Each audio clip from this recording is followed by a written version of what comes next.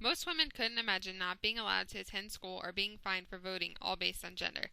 There was a time when this was the norm, and with much hard work of a woman named Susan B. Anthony, it has all changed. On February 15, 1820, Susan B. Anthony was born in Adams, Massachusetts. Although most girls didn't receive any formal education during this time period, her father Daniel, a sixth-generation Quaker, believed in equal treatment for boys and girls. As a result of this, Susan and her three sisters had the same opportunity for advanced education as her two brothers. She attended a private Quaker boarding school in Philadelphia. The Anthony family was very active in the reform movements of the day. Susan B. Anthony dedicated her life to the cause, the women's suffrage movement. With her accomplishments, she paved the way for the passing of the 19th Amendment in 1920, which was 14 years after her death, allowing women to vote. She founded the National Women's Suffrage Association in 1869 with lifelong friend Elizabeth Cady Stanton. Together they worked for women's suffrage for over 50 years. Susan published The Revolution from 1868 to 1870, a weekly paper about the women's suffrage movement. She was the first person arrested, put on trial, and fined for voting on November 5, 1872, and wrote the Susan B. Anthony Amendment in 1878, which later became the 19th Amendment, giving women the right to vote.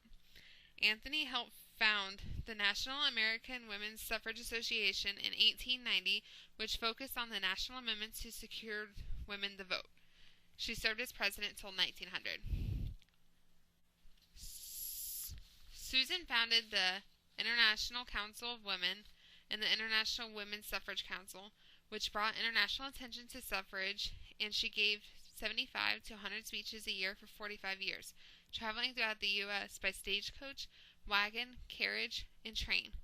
But most importantly, she led the only non-violent revolution in our country's history, the 72-year struggle to win women the right to vote.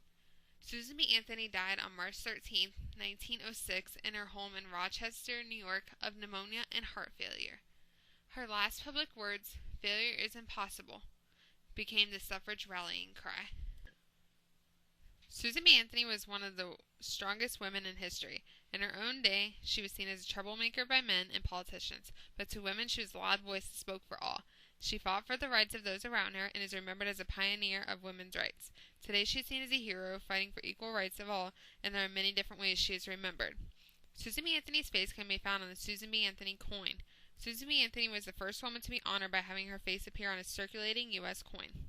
Also, the Susan B. Anthony House shares the story of Susan B. Anthony's lifelong struggle to gain voting rights for women and equal rights for all.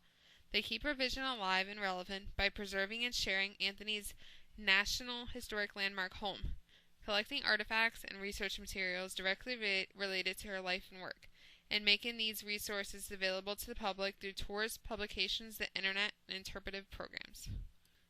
Throughout her hard work and achievement, Susan B. Anthony has made an impact in the lives of American women everywhere. Without her strength, American women still might not have the right to equal pay, go to school, or even to vote. But because of her, we are now considered equal to men and have the same rights as them. Women must not depend upon the protection of men, but must be taught to protect herself. Susan B. Anthony.